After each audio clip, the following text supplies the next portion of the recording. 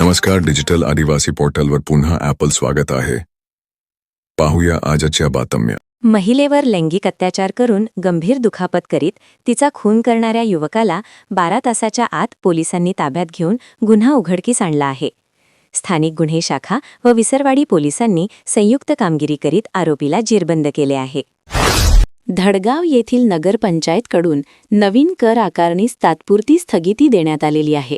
नवीन कर आकारणीमुळे नागरिकांमध्ये असंतोषाची भावना निर्माण झाली होती.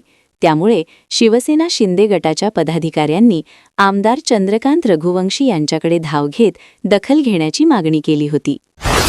मंदिराच्या कडिकोंडा तोडून दानपेटीतील रोख रक्कम तथा चांदीची त्रिशूळ व सीसीटीव्ही DVR अज्ञात चोरट्यांनी पळवीत 85,000चा मुद्देमालावर डल्ला मारला. सारंगखेडा गावातील वाघेश्वरी माता मंदिरात सदरील प्रकार घडला. याबाबत सारंगखेडा पोलीस ठाण्यात अज्ञात चोरट्यांविरुद्ध गुन्हा दाखल करण्यात आला आहे. मागील भांडणाची कुरापत काढून दोन्ही महिलांना मारहाण केल्याची घटना नवापूर तालुक्यातील कान्हाळा येथे घडली. याबाबत विसरवाडी पोलीस ठाण्यात दोघांविरुद्ध गुन्ह्याची नोंद करण्यात आली आहे. नंदुरबार जिल्हा कौशल्य विकास, रोजगार व उद्योजकता मार्गदर्शन केंद्र, आगा खान ग्राम समर्थन कार्यक्रम भारत आणि श्री संत दगा महाराज औद्योगिक प्रशिक्षण संस्था यांच्या विद्यमाने पंडित दीनदयाळ उपाध्याय रोजगार मेळावा घेण्यात आला.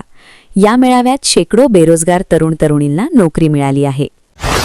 श्रीकृष्ण जन्मभूमी मथुरा हे परकीय मोगल आक्रमणकर्ते यांनी विध्वंस केली होती. भगवान श्रीकृष्ण यांची मूळ जन्मभूमी मुक्त व्हावी या उदात्त हेतूने श्रीकृष्ण जन्मभूमी संघर्ष न्यासावतीने संपूर्ण भारतात महायज्ञ अनुष्ठान घेतले जात आहे.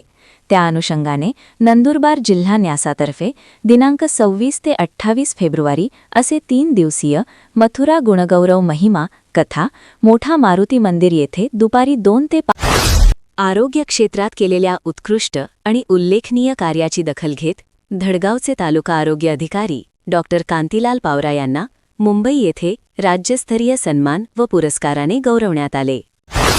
नंदुरबार तालुक्यातील भालेर येथील काकेश्वर विद्याप्रसारक संस्था संचलित श्रीमती कपू पाटील माध्यमिक व कनिष्ठ महाविद्यालयात संत गाडगे महाराजांची जयंतीनिमित्त स्वच्छता अभियान राबविण्यात आले.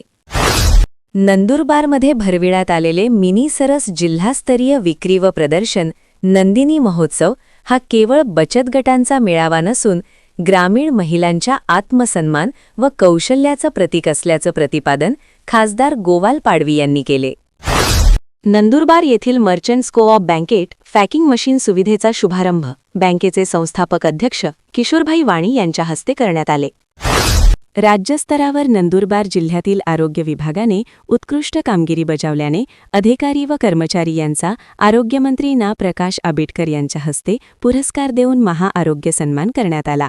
यामध्ये जिल्हा क्षयरोग अधिकारी डॉक्टर महेंद्र चव्हाण, काकडदा प्राथमिक आरोग्य केंद्राचे इन्चार्ज वैद्यकीय अधिकारी डॉक्टर कांतीलाल पावरा, आरोग्य पर्यवेक्षक किशोर सोनवणे, आशा स्वयंसेविका श्रीमती पानू वळवी यांना पुरस्कार देऊन गौरविण्यात आले. नवापूर तालुक्यातील अवैध गौण खनिज उत्खनन आणि वाहतूक करताना जप्त करण्यात आलेली JCB वाहन चालिलाव 5 मार्च 2026 रोजी दुपारी 12 वाजता तहसील कार्यालय नवापूर येथे होणार असल्याची माहिती तहसीलदार दत्तात्रय जाधव यांनी कळविली आहे. पेट्रोल भरण्याच्या वादातून इसमाच्या अंगावर टेम्पो रिक्षा पलटी केल्याची घटना शहादा तालुक्यातील मोहिदातर्फे हवेली दरफाटाजवळील पेट्रोल पंपावर घडली.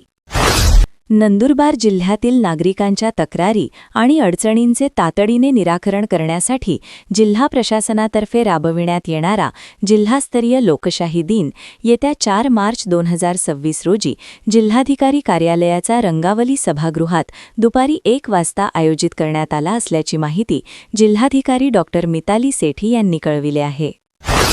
धुळे जिल्हा पोलिसांनी अचानक विशेष मोहीम राबवून असामाजिक घटकावर धडक कारवाई करून त्यांना जन्माची अद्दल घडविण्यात आली आहे.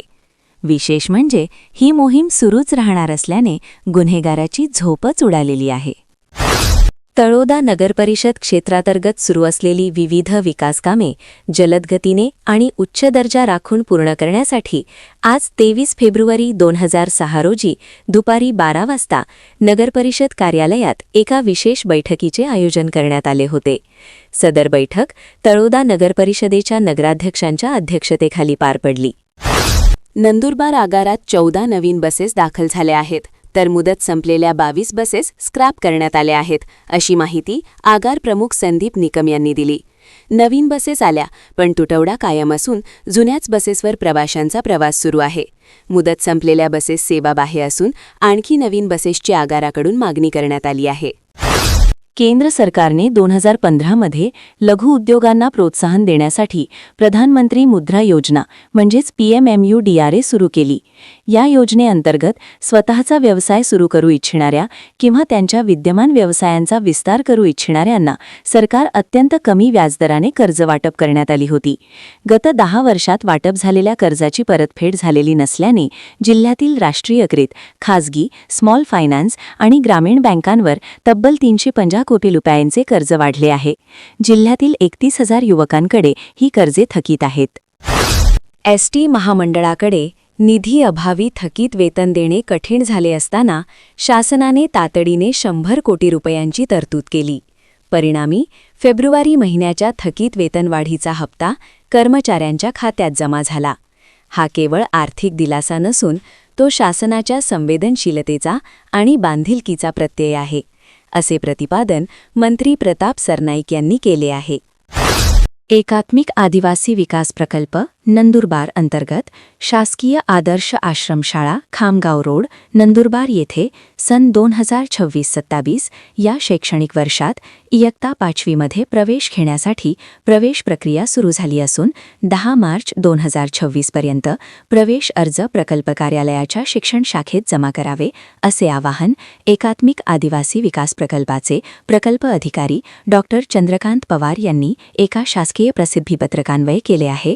प्रवेश परीक्षा रविवार दिनांक 12 एप्रिल 2026 रोजी सकाळी 11 ते 12:30 या वेळेत होणार असून प्रवेश अर्ज 10 मार्च 2026 प्रकल्प कार्यालयाच्या शिक्षण शाखेत कार्यालयीन वेळेत जमा करावे, असेही प्रकल्प अधिकारी श्री पवार यांनी शासकीय प्रसिद्धीपत्रकान्वये कळविले आहे.